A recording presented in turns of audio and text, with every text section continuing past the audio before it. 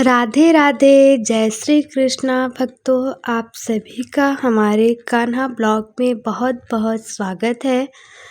तो आज हम फ्रेंड्स बात करने वाले हैं कि हम अपने लड्डू गोपाल जी की सेवा कैसे करें और इनको हम सुबह बिना नहाए जगा सकते हैं या फिर मलमूत्र करने के बाद हमें लड्डू गोपाल जी को छूना चाहिए या नहीं छूना चाहिए। इन सब के बारे में हम लड्डू गोपाल जी की सेवा कैसे कर सकते हैं, तो इन सब बारे में हम बात करने वाले हैं। तो हमारे जो लड्डू गोपाल हैं, इनकी सेवा विधि जो है वो बहुत ही सरल तरीके से है और इनकी पूजा सभी देवताओं से हटके है। तो जिनके घर भी लड्डू गोपाल हैं, जो भी लड्डू गोपाल जी की सेवा कर रहा है, वो अपने आप को बहुत ही भाग्यशाली समझे, क्योंकि जिसके घर में लड्डू गोपाल होते हैं उनके घर में छोटे छोटे बच्चों की किलकारियाँ हमेशा गूंजती रहती हैं। तो आप अपने लड्डू गोपाल जी की सेवा किस भाव से कर रहे हैं, पहले आप इस भाव को जानिए कि आप अपने घर में लड्डू गोपाल जी को किस रूप में रखे हैं, उनकी सेवा किस रूप में कर रहे हैं। इस रूप में आप लड्डू गोपाल जी की सेवा कर रहे हैं। कोई अपने बच्चे के रूप में लड्डू गोपाल जी की सेवा करता है और कोई अपने भाई के रूप में लड्डू गोपाल जी की सेवा करता है और कोई लड्डू गोपाल जी को अपना भगवान समझ के सेवा कर रहा है। तो आप सबसे पहले अपने लड्डू गोपाल जी को किस रूप में अपने घर में बैठाए हैं और उनकी सेवा कर रहे हैं, तो आप सबसे पहले इस चीज़ को जानिए। अगर आप अपने लड्डू गोपाल जी का अगर आप नाम नहीं रखे हैं, तो आप लड्डू गोपाल जी का एक नाम ज़रूर रखें और उनका उसी नाम से उनको जगाएं, उनको खिलाएं और उनकी सेवा करें।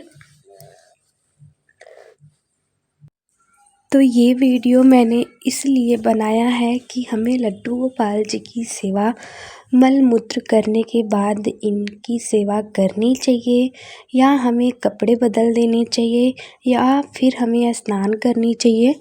तो इन सब के बारे में मैं आज आपको बताऊंगी। तो आप लोग प्लीज़ हमारे वीडियो को लाइक, सब्सक्राइब और आप लोग कहाँ से मेरे वीडियो को देख रहे हैं आप लोग कमेंट में ज़रूर बताइएगा। तो चलिए हम अपने वीडियो को स्टार्ट करते हैं। तो हमें अपने लड्डू गोपाल जी को सुबह बिना नहाए इनको जगाना चाहिए या फिर नहीं जगाना चाहिए। तो हमें लड्डू गोपाल जी को सुबह जगाना चाहिए। तो हम लोग रात में सोए हैं और कभी ऐसा होता है कि हमें वॉशरूम जाना पड़ता है रात में। तो रात के टाइम आप उतने भी शुद्ध नहीं होते हैं कि हम लड्डू गोपाल जी को सुबह छू सकें या फिर हम उन्हें जगा सकें। तो हमें लड्डू गोपाल जी को सुबह बिना स्नान किए हमें लड्डू गोपाल जी को नहीं छूना चाहिए और हमें लड्डू गोपाल जी को सुबह स्नान करके ही लड्डू गोपाल जी को छूना चाहिए और उनको जगाना चाहिए। और लड्डू गोपाल जी को आप भले ही अपने पुत्र के रूप में पूजा कर रहे हैं, अपने पुत्र के रूप में उनकी सेवा कर रहे हैं, लेकिन लड्डू गोपाल जी को हम उस तरीके से नहीं रख सकते कि हम बिना नहाए लड्डू गोपाल जी को छू सकें या फिर हम लड्डू गोपाल जी को चाहे जैसे भी पूजा करें, हमें ऐसे नहीं करनी है।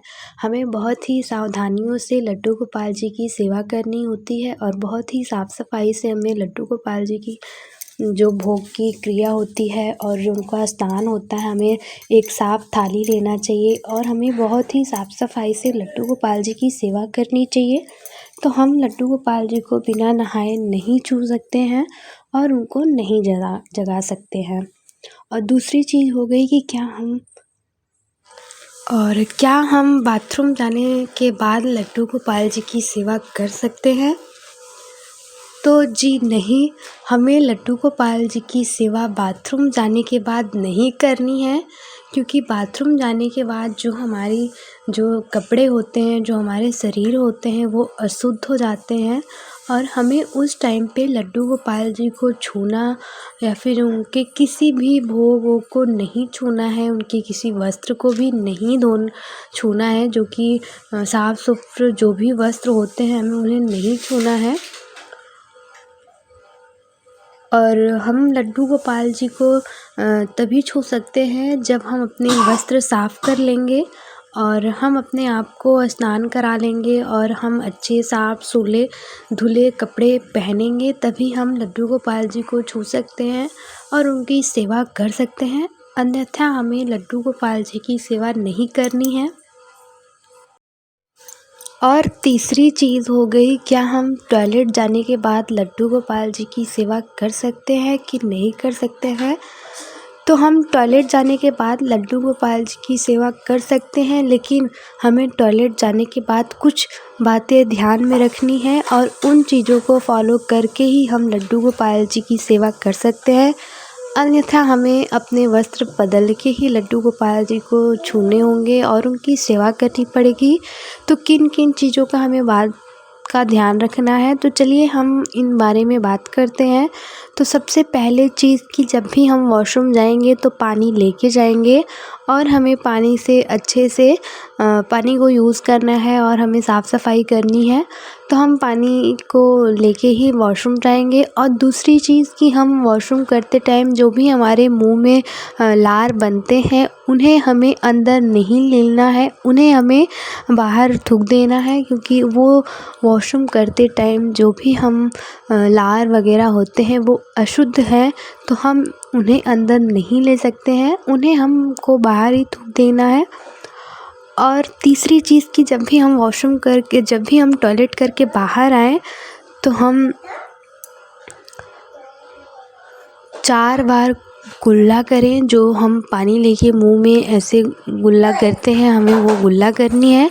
उसके बाद हम अपने पैर, हाथ और ऊपर पानी की छींटे डाल के हम लड्डू गोपाल जी की सेवा कर सकते हैं। अन्यथा हम सेवा नहीं कर सकते हैं लड्डू गोपाल की। अगर हम इन सब बातों का ध्यान रखते हैं तो हम लड्डू गोपाल जी की सेवा अवश्य कर सकते हैं।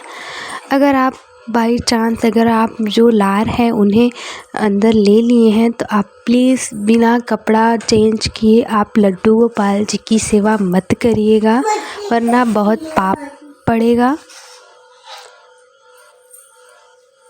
तो इन छोटी छोटी जो बातें हैं उनको हम ध्यान में ही रख के लड्डू गोपाल जी की सेवा कर सकते हैं। वैसे हमारे जो बाल गोपाल हैं वो उनकी सेवा बहुत ही आसान तरीके से आप कर सकते हैं। तो जिनके घर पे लड्डू गोपाल हैं उनकी सेवा आप बहुत ही अच्छे से और बहुत ही आसान तरीके से कर सकते हैं। और जिनके घर पे लड्डू गोपाल नहीं है वो जल्द से जल्द अपने घर में लड्डू गोपाल जी का आगमन ज़रूर कराएं। मुझे ऐसा लगता है कि जितने भी घर हैं, जितने भी माताएं हैं, उनको लड्डू गोपाल जी की सेवा ज़रूर करनी चाहिए। और लड्डू गोपाल जी की सेवा आप बहुत ही आसान तरीके से कर सकते हैं। जो भी आपके घर में भोजन बनते हैं, आप उन भोजन को लड्डू गोपाल जी को भोग लगा सकते हैं। और आपके पास जो भी है, जैसा भी है, आप उन सब चीज़ों को लड्डू गोपाल जी को भोग लगा सकते हैं।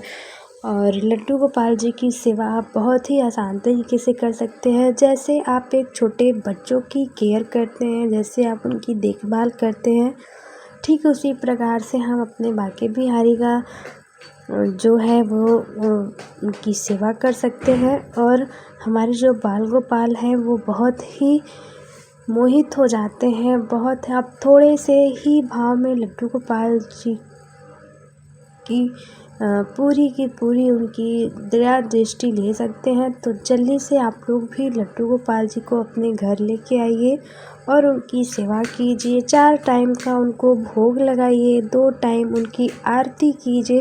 वैसे हमारे शास्त्र में तो लड्डू गोपाल जी की आरती 3 बार है। अगर आप 3 बार नहीं कर सकते हैं तो आप 2 बार लड्डू गोपाल जी की आरती ज़रूर करें। 3 टाइम हमें लड्डू गोपाल जी की आरती करनी चाहिए। एक हमें ब्रह्म मुहूर्त में लड्डू गोपाल जी की आरती करनी चाहिए कि जब हम लड्डू गोपाल जी को जगाते हैं ब्रह्म मुहूर्त में, तब हमें लड्डू गोपाल जी की एक आरती करके उनको भोग लगाना चाहिए। और फिर हमें लड्डू गोपाल जी को स्नान कराने के बाद उनको सुंदर वस्त्र पहनाने के बाद जब उनकी हम पूरी श्रृंगार कर लेते हैं, तब हमें एक आरती लड्डू गोपाल जी की करनी चाहिए।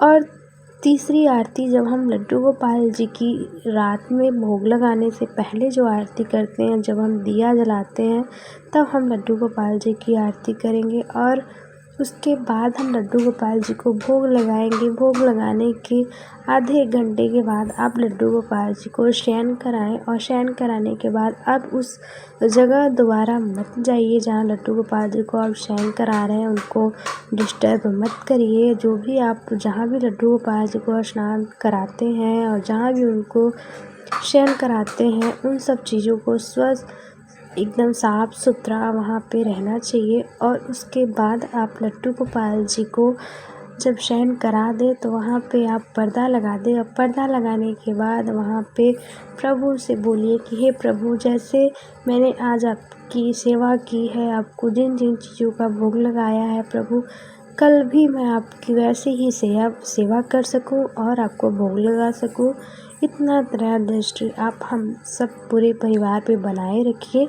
ऐसा करने के बाद आप अपने जो भी अपने घर का जो भी नित्य क्रिया है, जो भी काम वगैरह है, आप काम करिए और फिर लड्डू गोपाल जी की पुनः सुबह लड्डू गोपाल जी की सेवा करिए। और ऐसा नहीं है कि आप सुबह सारा काम छोड़ के ही लड्डू गोपाल जी की सेवा करें। आप घर के सारे काम ख़त्म करने के बाद भी लड्डू गोपाल जी की सेवा कर सकते हैं, उनको स्नान करा सकते हैं।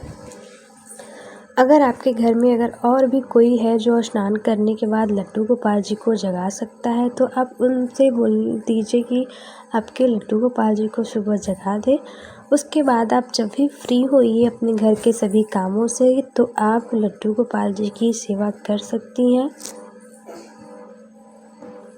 तो इस प्रकार से लड्डू गोपाल जी की सेवा करनी चाहिए और उन्हें ऐसा नहीं होता है कि आप लड्डू गोपाल जी की सेवा पीरियड वगैरह में करनी चाहिए कि नहीं करनी चाहिए। ऐसे बहुत लोग हैं जो कहते हैं कि अगर आप लड्डू गोपाल जी को पुत्र रूप में अगर आप उनकी सेवा कर रही हैं तो आप उनकी सेवा पीरियड में भी कर सकती हैं, तो ऐसा नहीं करना चाहिए। आप किसी भी रूप में लड्डू गोपाल जी की सेवा करिए, लेकिन भाव हमेशा भगवान का ही होना चाहिए। और अगर आप ऐसा होता है कि पीरियड है और आप सेवा नहीं कर सकती हैं, तो पीरियड आने के 1-2 दिन पहले ही कुछ ड्राई फ्रूट, जल, गंगा जल आप वहाँ पे रख सकती हैं और इस प्रकार से आप लड्डू गोपाल जी की सेवा कर सकती हैं। राधे राधे।